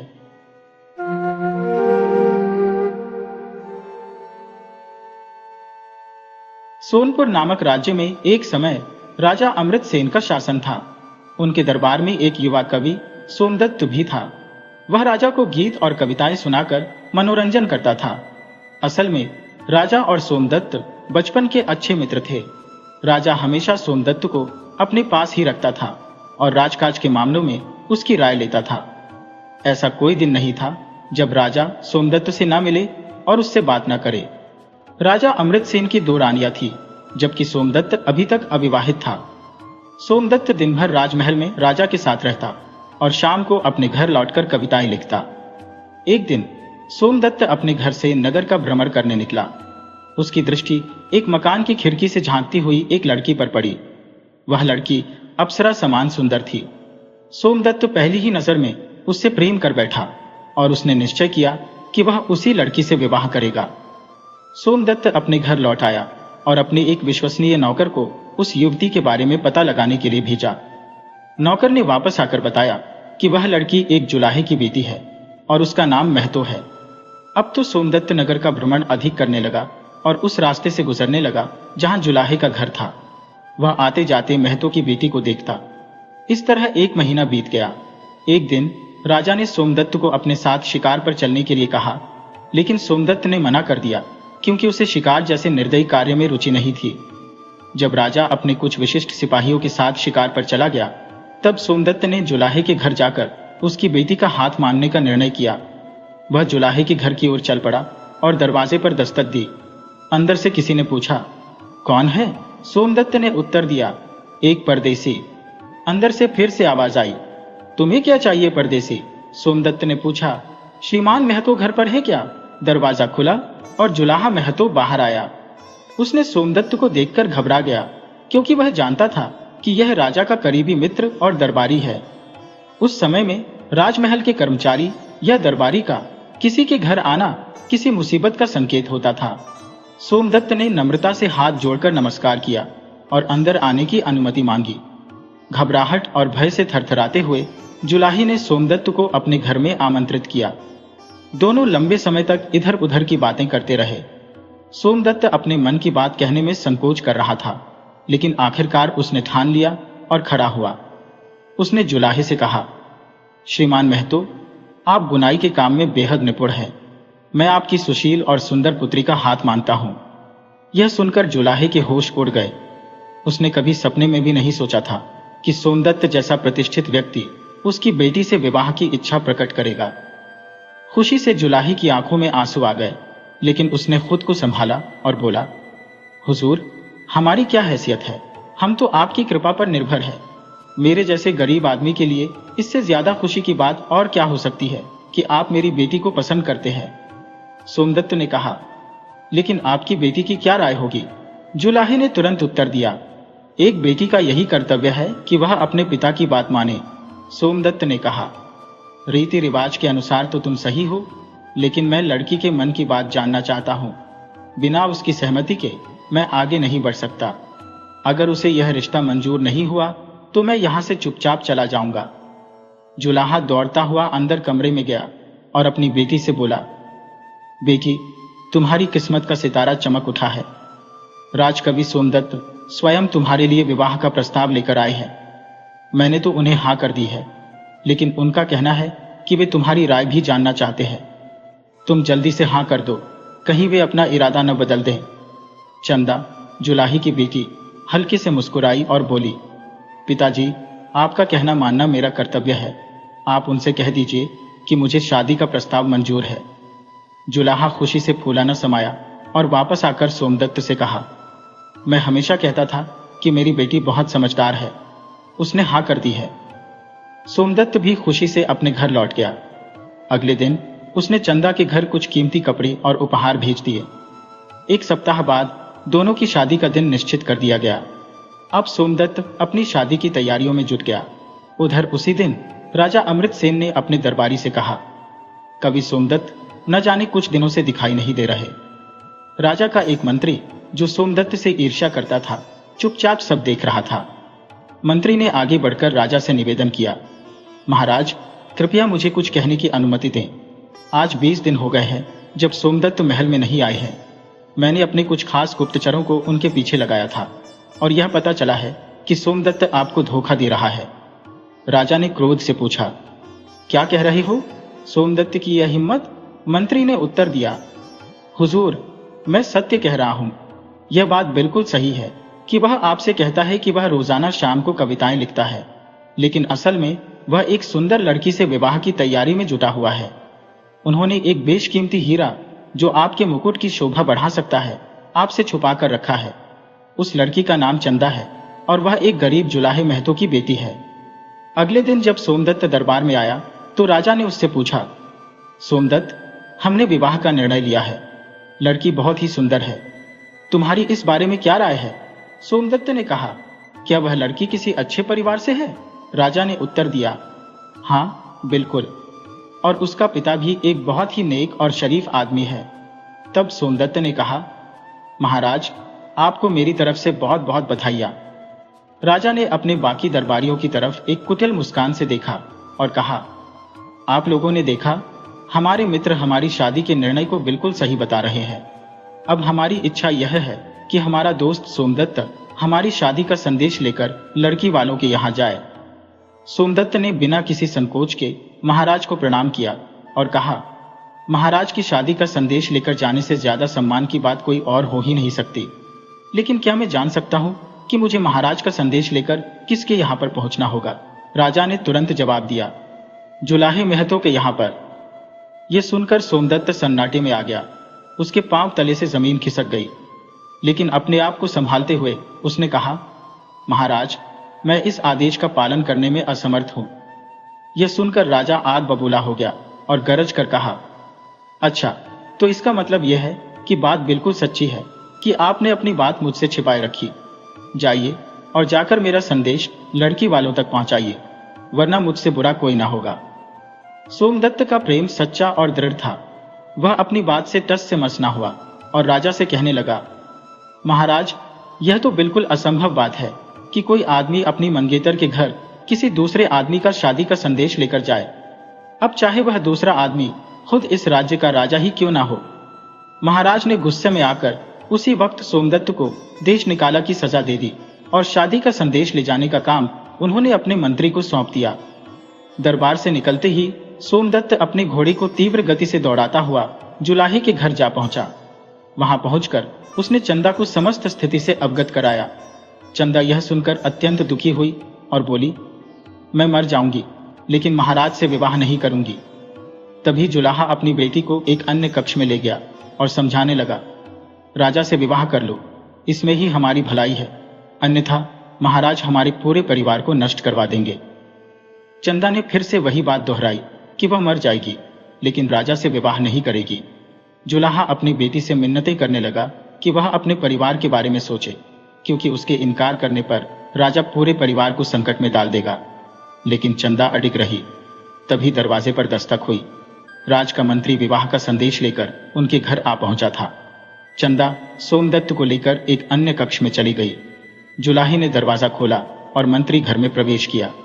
मंत्री ने बिना समय गंवाए राजा का आदेश जुलाहे को सुना दिया। जुलाहे ने कहा, हुजूर, लड़की का दिमाग इस समय ठीक नहीं है। वह इस वक्त विवाह से इनकार कर रही है, लेकिन मैं आपके पांव पकड़ता हूँ, आप दया करके यह बात राजा साहब से मत कहिए। मुझे विश्वास है कि वह विवाह को तैयार हो जाएगी। मैं उसे समझाऊंगा कि एक दरबारी की पत्नी होने से अच्छा है कि वह राजा की दासी बनकर रहे। मंत्री वहां से चला गया, लेकिन जाते हुए ऊंची आवाज में कह गया, कसम है मुझे, अगर लड़की ने अपनी मर्जी से हाँ ना की तो उसे पकड़कर बालों से घसीटते हुए यहां से ले जाया जाएगा। जब मंत्री वहां से चला गया तो सोमदत्त ने चंदा से कहा, मैं अभी यहां से जा रहा हूं, क्योंकि राजा ने मुझे देश निकाला दे दिया है। अगर किस्मत ने चाहा तो कोई ना कोई रास्ता जरूर निकल आएगा। इतना कहकर सोमदत्त घोड़े पर सवार हुआ और वहां से चला गया। अगले दिन मंत्री फिर से जुलाहे के घर पर आया। चंदा ने उससे कहा, मैं राजा से विवाह करने को तैयार हूं, लेकिन मेरी एक शर्त है, विवाह 1 महीने के बाद होगी। मंत्री खुश हो गया और वापस आकर उसने महाराज को यह खबर सुना दी कि लड़की 1 महीने के बाद विवाह करने को तैयार है। राजा ने कहा, ठीक है, तो फिर विवाह की तैयारियां की जाएं। दूसरी तरफ चंदा ने विवाह करने की बजाय अपनी मौत को चुनना बेहतर समझा। उसने शरबत के प्याले में जहर मिलाकर पी लिया। यह जहर ऐसा था जिसका असर बहुत धीरे धीरे होना था। 2 दिन बाद जुलाहे के घर पर राजा ने सोने और चांदी का ढेर लगवा दिया। समय बीतता गया और विवाह का समय भी आ चुका था। जिस समय महल में विवाह की धूमधाम थी, उस वक्त चंदा का बुरा हाल था। जहर के असर के कारण वह मौत से जूझ रही थी। महाराज की बड़ी रानी दुल्हन को लेने के लिए उसके कमरे में आई तो देखा कि चंदा अपने कमरे में लगभग बेहोशी की हालत में पड़ी हुई थी। रानी ने तत्परता से वैद्य को बुलवाया। वैद्य ने निरीक्षण के बाद कहा, महारानी जी, इस वक्त इन पर किसी विष का प्रभाव हो चुका है। उपचार के लिए समय अत्यंत कम है। यदि मुझे यह ज्ञात हो जाए कि इन्होंने कौन सा विष सेवन किया है तो मैं शीघ्रातिशीघ्र उपचार कर सकता हूं, अन्यथा समय हाथ से निकल जाएगा। कृपया शीघ्रता से पता लगवाएं कि यह किसी सर्प का विष है, बिच्छू का विष है या किसी विषैले पौधे का असर है, अन्यथा इस कन्या की मृत्यु निश्चित है। यह सुनते ही रानी विचलित हो गई। उन्होंने चंदा से विष के बारे में जानने का प्रयास किया, परंतु चंदा मौन रही। रानी घबराकर दौड़ते हुए राजा के पास गईं और पूरी बात बताई। उन्होंने कहा, महाराज, जिसे आप अपनी रानी बनाना चाहते हैं वह तो किसी और से प्रेम करती है। यदि आपने उससे विवाह कर भी लिया तो वह आपकी नहीं हो पाएगी। फिलहाल उसकी स्थिति यह है कि वह मृत्यु के मुंह में जा रही है। राज्य वैद्य का कहना है कि जब तक उन्हें यह ज्ञात नहीं हो जाता कि उसने कौन सा विष खाया है, तब तक उस विष की औषधि बनाना असंभव है। केवल चंदा ही यह बात बता सकती है। यदि आप उससे विवाह करने का आग्रह छोड़ दें तो वह विष का नाम बता सकती है, अन्यथा एक निर्दोष लड़की की हत्या का पाप आपके सिर पर रहेगा और हो सकता है कि इस पाप का परिणाम आपके पूरे परिवार को भुगतना पड़े। रानी की बातें सुनकर राजा चिंतित हो गया। उसे अपनी गलती का एहसास होने लगा। राजा ने कहा, सचमुच रानी, हम एक बड़ी ही गलती करने जा रहे थे। हम इसी समय चंदा से विवाह का इरादा छोड़ते हैं। आप कैसे भी करके उसकी जान बचा लीजिए। रानी दौड़ती हुई चंदा के पास आई और उसे बताया कि महाराज अब उससे विवाह नहीं करना चाहते। वह शीघ्रता से बता दे कि उसने कौन सा विष खाया है। चंदा, जिसकी हालत अब पहले से भी ज्यादा बिगड़ चुकी थी, धीमी आवाज में बोली, मैंने जंगल से विषाक्त बूटी खाई है। राजवैद्य को अब विष के बारे में जानकारी मिल चुकी थी। उन्होंने तुरंत उस विष की औषधि बनाना शुरू किया। शीघ्र ही उन्होंने विष का प्रतिकारक तैयार कर लिया और वह औषधि चंदा को पिला दी। धीरे धीरे चंदा की हालत सुधरने लगी। 4-5 दिन के उपचार के बाद चंदा अब पहले से स्वस्थ नजर आ रही थी। तब महाराज उससे मिलने आए और माफी मांगते हुए बोले, चंदा, हमें अपनी गलती का एहसास हो गया है। तुम्हारे सच्चे प्रेम के आगे हमारे अहंकार ने हार मान ली है। अब हम शीघ्र ही सोमदत्त को बुलवाकर तुम्हारा विवाह उससे करवा देंगे। इधर सोमदत्त को भी इस बात की खबर मिल चुकी थी कि महाराज ने चंदा से विवाह नहीं किया है और उन्हें अपनी गलती का पछतावा है। जब चंदा पूरी तरह से स्वस्थ हो गई तो महाराज ने शहर में यह घोषणा करवा दी कि सोमदत्त जहां कहीं भी हो वह महल में आ जाए तो महाराज उसका विवाह चंदा से करवा देंगे। फिर जब सोमदत्त महल में लौटा तो महाराज अमृतसेन ने उसे गले से लगा लिया और बोले, सोमदत्त, हमसे बड़ी ही गलती हो गई जो हमने तुम जैसे मित्र के साथ ऐसा व्यवहार किया। जब चंदा पूरी तरह स्वस्थ हो गई तो उसका विवाह सोमदत्त से करवा दिया गया और इस तरह सोमदत्त और चंदा के सच्चे प्रेम की विजय हुई।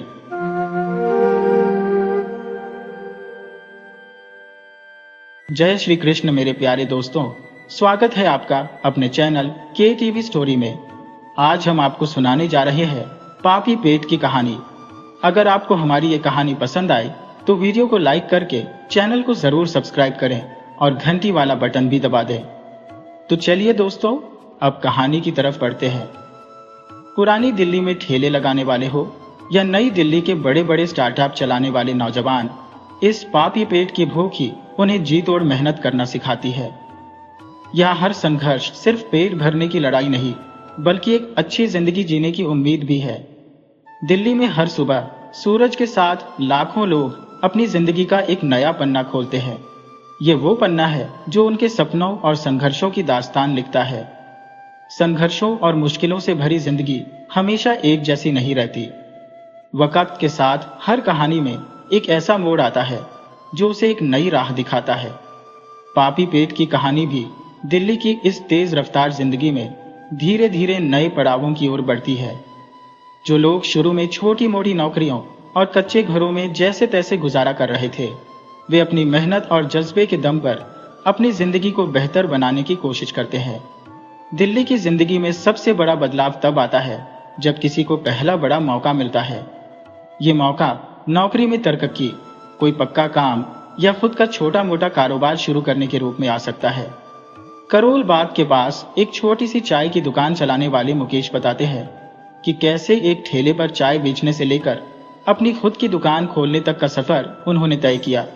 उन्होंने कहा, पहले मैं फुटपाथ पर चाय बेचता था। दिन भर गर्मी में खड़ा होकर बस 2-4 रुपयों में लोगों को चाय पिलाता था।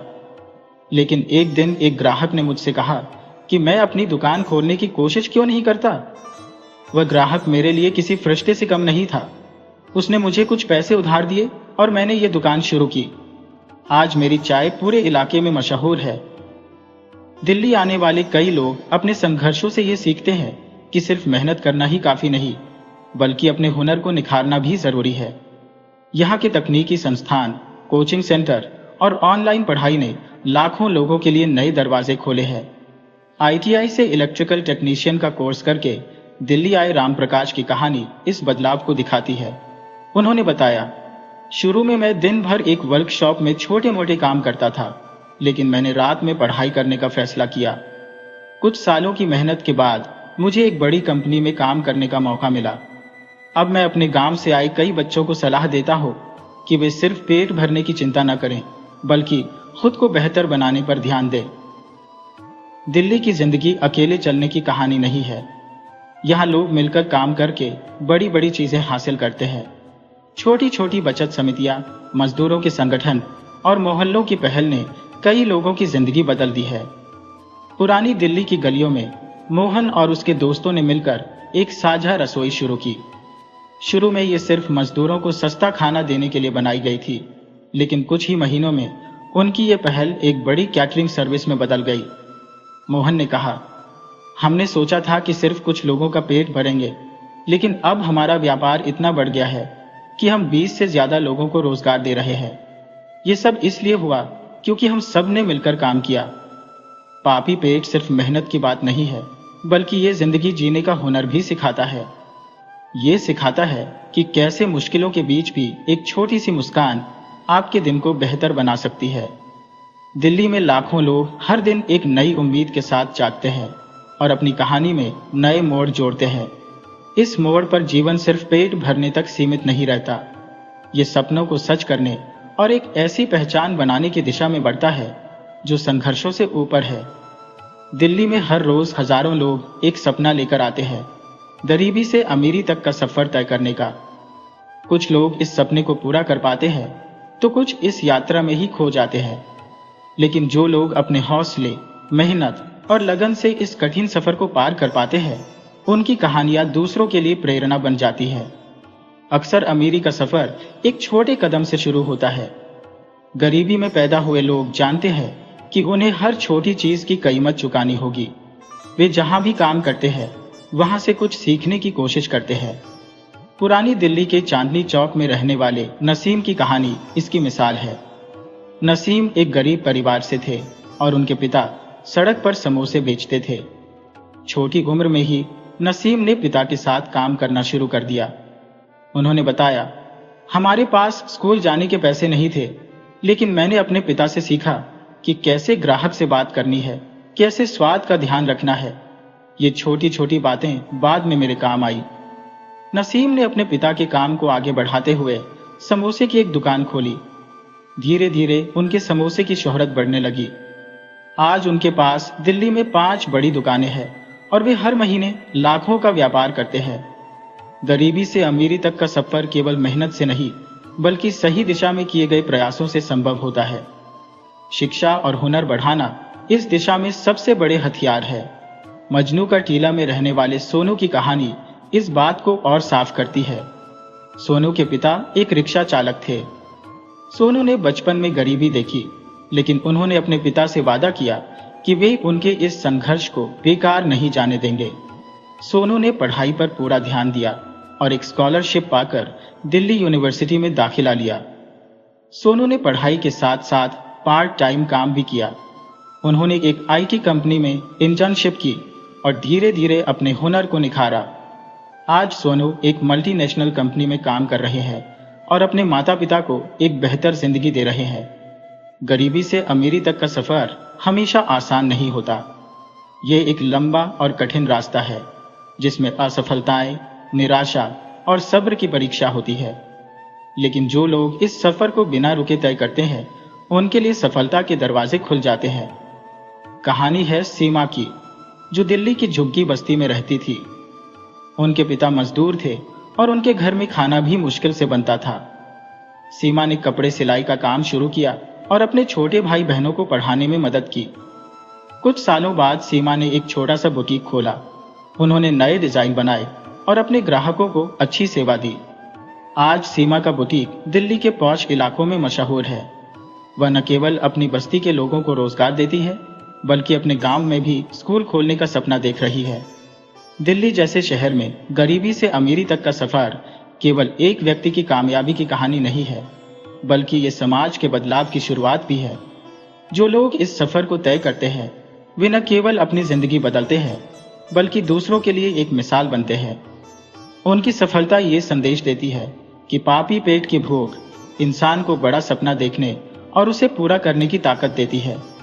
जब पापी पेट की आग बुझ जाती है और गरीबी से अमीरी तक का सफर पूरा हो जाता है, तब कुछ लोग अपने जीवन को दूसरों की भलाई में लगा देते हैं। दिल्ली में ऐसे कई उदाहरण हैं जहां संघर्ष से उभरे लोग अपनी सफलता को समाज की सेवा में बदल देते हैं। यह सफर केवल अपनी भलाई तक सीमित नहीं रहता, बल्कि समाज के सबसे कमजोर लोगों को ऊपर उठाने की दिशा में एक कदम बन जाता है। दिल्ली में कई ऐसे कामयाब बिजनेसमैन हैं जिन्होंने गरीबी का जीवन जिया और अब वे अपने जैसे लोगों को सहारा देने के लिए काम कर रहे हैं। रोहिणी के रहने वाले राजीव, जिन्होंने एक छोटी चाय की दुकान से शुरुआत की और अब एक कामयाब रेस्टोरेंट चेन के मालिक हैं, ने अपने कर्मचारियों के बच्चों के लिए एक स्कूल खोला। राजीव कहते हैं, मैंने गरीबी को बहुत करीब से देखा है। मुझे पता है कि शिक्षा का क्या महत्व है।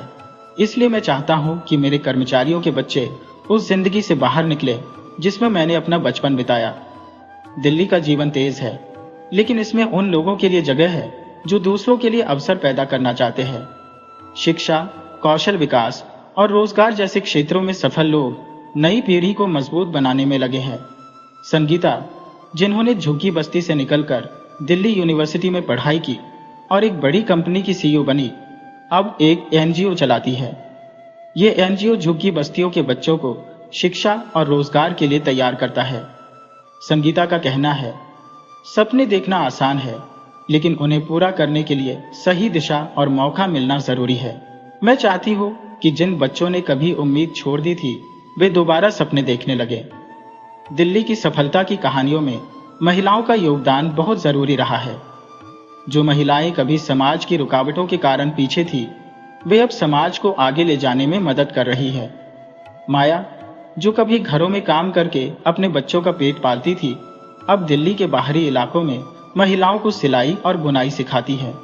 उन्होंने एक सहकारी समिति बनाई है जहां महिलाएं छोटे छोटे उत्पाद बनाकर अपनी कमाई बढ़ा रही है। माया कहती है, ये केवल पैसे कमाने की बात नहीं है, ये आत्मसम्मान की बात है। जब एक महिला आत्मनिर्भर होती है तो पूरा परिवार बदल जाता है।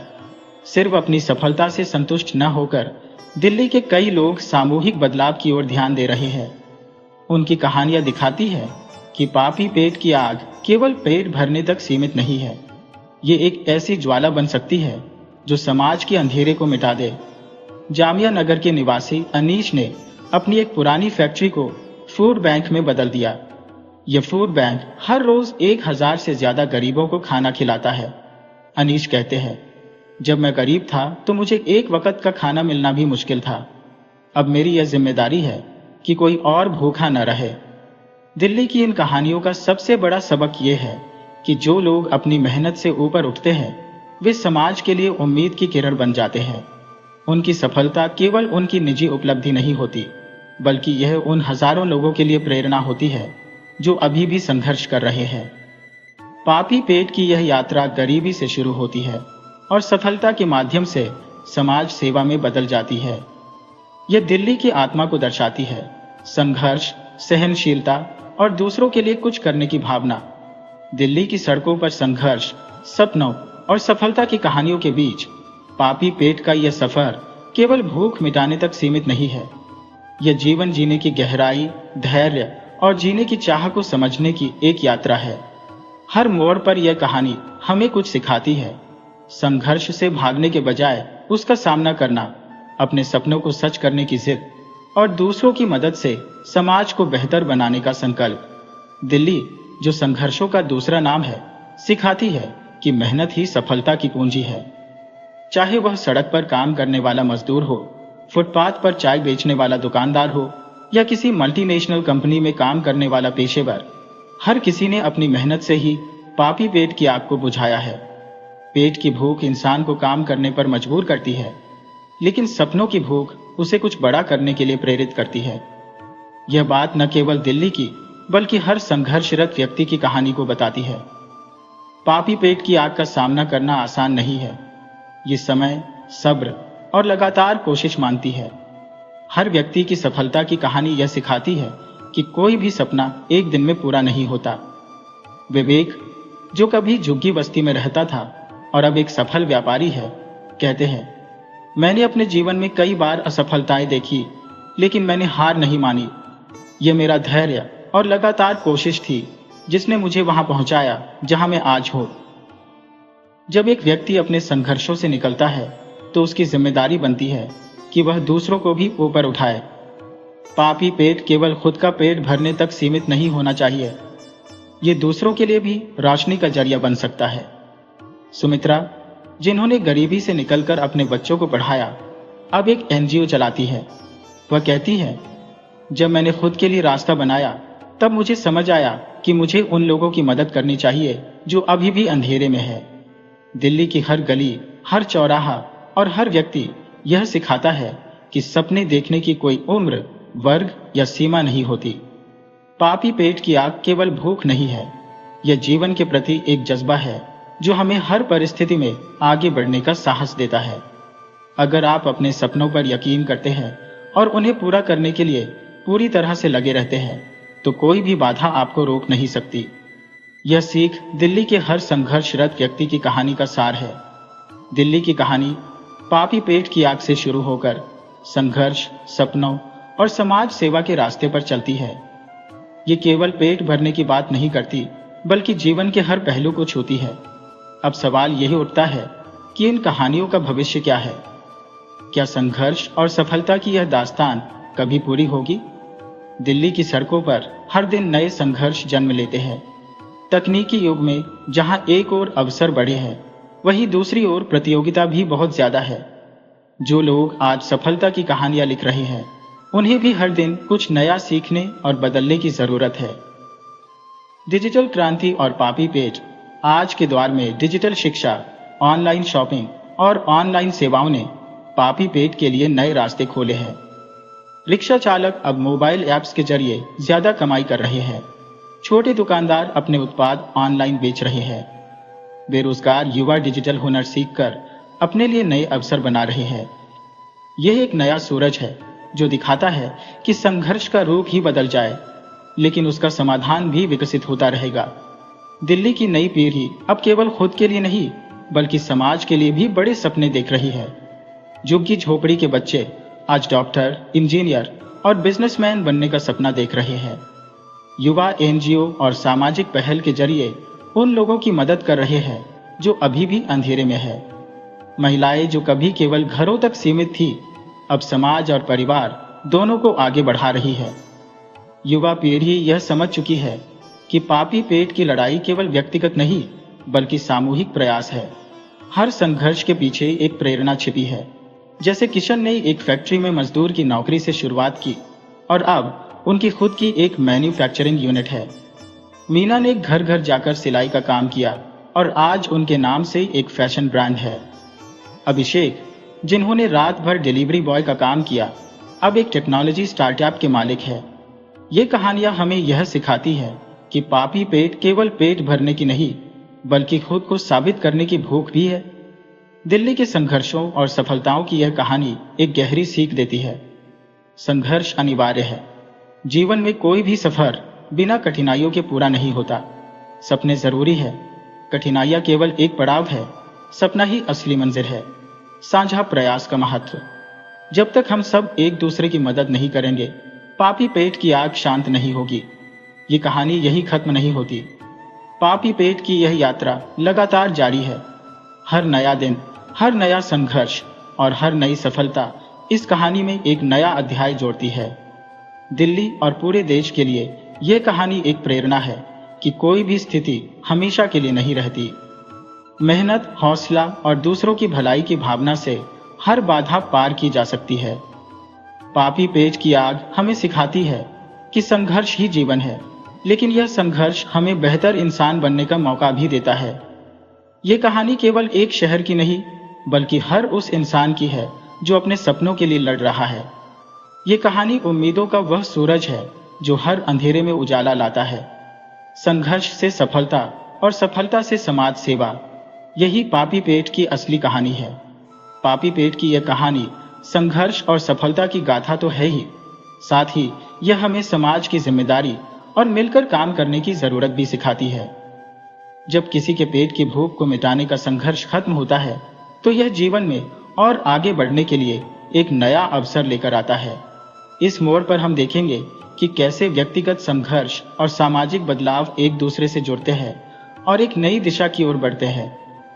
दिल्ली में लाखों लोग पापी पेट की भूख के कारण संघर्ष कर रहे हैं, लेकिन क्या समाज ने उन्हें सहारा दिया? ये सवाल तब और ज्यादा जरूरी हो जाता है जब हम देखते हैं कि एक व्यक्ति की सफलता से समाज का कल्याण कितना जुड़ा होता है। समाज का बदलाव तभी संभव है जब हम केवल अपनी ही नहीं बल्कि दूसरों की भी जरूरतों का ध्यान रखें। उदाहरण के तौर पर दिल्ली के छोटे से कस्बों में जिन घरों में शिक्षा और रोजगार के अवसर नहीं थे, वहां अब कई संगठन और सामाजिक संस्थाएं काम कर रही है। यह संस्थाएं गरीब बच्चों को शिक्षा, महिलाओं को हुनर की ट्रेनिंग और बेरोजगारों को रोजगार के अवसर दे रही है। हमारी आने वाली पीढ़ी का भविष्य शिक्षा और रोजगार से जुड़ा हुआ है।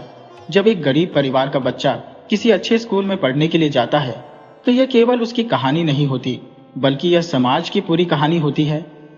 ऐसे बदलाव के उदाहरण अब दिल्ली में तेजी से बढ़ रहे हैं। शहरी क्षेत्रों में गरीबों के लिए शिक्षा के अवसर बढ़ाई जा रहे हैं। कई ऐसे संगठन काम कर रहे हैं जो झुग्गी झोपड़ी में रहने वाले बच्चों को न केवल शिक्षा देते हैं बल्कि उनके लिए अलग अलग क्षेत्रों में ट्रेनिंग भी देते हैं ताकि वे आत्मनिर्भर बन सके। पापी पेट के संघर्ष के बीच एक अहम मुद्दा वह है जो दबे हुए वर्ग की आवाज को उठाने की जरूरत को दिखाता है। गरीब, बेसहारा और पिछड़े वर्ग के लोग अक्सर अपने अधिकारों से अनजान होते हैं या उन्हें वह अधिकार नहीं मिलते। लेकिन जब किसी गरीब की सफलता की कहानी सामने आती है तो यह समाज को जागरूक करती है कि उन्हें भी समान अधिकार मिले। उदाहरण के तौर पर दिल्ली के करोल बाग में रहने वाली रेखा ने कभी सड़कों पर जूते बेचे थे। आज वह एक महिला बिजनेसमैन बन चुकी है और अपने व्यापार के जरिए हजारों महिलाओं को रोजगार दे रही है। रेखा ने अपने संघर्ष की कहानी बताते हुए कहा, हमारे पास सुविधाएं नहीं थी, लेकिन हमारी मेहनत और संघर्ष ने हमें इस मुकाम तक पहुंचाया। अब मुझे यह एहसास है कि जब तक हम अपनी आवाज नहीं उठाएंगे तब तक हम समाज में बदलाव नहीं ला सकते। जैसे जैसे समाज में बदलाव आते हैं, राज्य और सरकार की भूमिका भी जरूरी हो जाती है। सरकार को ऐसे लोगों की मदद के लिए योजनाएं बनानी चाहिए जो अपनी भूख मिटाने के साथ साथ अपने सपनों को पूरा करने की दिशा में काम कर रहे हैं। पापी पेट की स्थिति से बाहर निकलने के लिए जरूरत है सरकार द्वारा दी जा रही योजनाओं का सही तरीके से फायदा उठाने का। शहरी क्षेत्रों में सरकारी स्कूल, कौशल विकास केंद्र और स्वास्थ्य सेवाएं गरीबों तक पहुंचने के लिए काम कर रही है। सरकारी योजनाओं की मदद से कई लोग अपने छोटे व्यवसायों को बढ़ा चुके हैं। ये बदलाव दिखाता है कि एक जिम्मेदार समाज और सरकार मिलकर समाज के सबसे कमजोर वर्ग के लिए अवसर पैदा कर सकते हैं। जब व्यक्तिगत सफलता और समाज की भलाई को जोड़ा जाता है तो यह एक साझा प्रयास बन जाता है। केवल अपने लिए संघर्ष करना काफी नहीं होता, हमें यह समझना होता है कि हमारे आसपास के लोग भी उसी संघर्ष में शामिल हैं। जैसे जैसे हम अपनी मुश्किलों से बाहर निकलते हैं, हमें दूसरों के लिए भी रास्ता बनाना चाहिए। अक्सर समाज के कमजोर वर्गों के बारे में सोचते हुए यह समझना मुश्किल हो सकता है कि उनका सफर कितना कठिन होता है, लेकिन जब हम खुद किसी कठिनाई से गुजरते हैं तो हमें यह एहसास होता है कि यह संघर्ष केवल हमारे अपने लिए नहीं बल्कि दूसरों के लिए भी जरूरी है। इस एहसास के साथ हम समाज के उन हिस्सों की मदद करने में सक्षम होते हैं जो अभी भी कठिनाइयों से जूझ रहे हैं। इस कहानी की समाप्ति से पहले एक बात और कही जानी चाहिए, पापी पेट की भूख कभी खत्म नहीं होती। ये केवल जीवन का एक हिस्सा है जो लगातार बदलता रहता है। जब एक संघर्ष खत्म होता है तो दूसरा आ जाता है, लेकिन यही संघर्ष जीवन को जीने की प्रेरणा देता है। जब हम संघर्ष को समझते हैं तो हम न केवल अपनी जिंदगी में बदलाव लाते हैं बल्कि पूरे समाज में बदलाव लाने की दिशा में भी योगदान देते हैं। इसलिए पापी पेट की यह यात्रा अब भी जारी है। यह यात्रा केवल पेट की भूख को नहीं बल्कि जीवन को बेहतर बनाने की भूख को भी दिखाती है। जब हम अपनी भूख को बुझाने के साथ साथ दूसरों की मदद करते हैं तो हम समाज में असली बदलाव लाते हैं।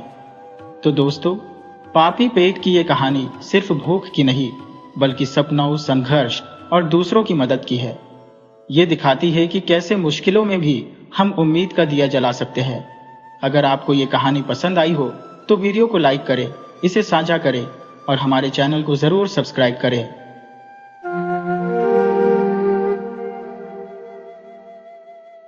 वीडियो अच्छी लगी हो तो इसे लाइक करें और ऐसी ही मजेदार कहानियों के लिए चैनल को सब्सक्राइब करें और बेल आइकन दबाएं।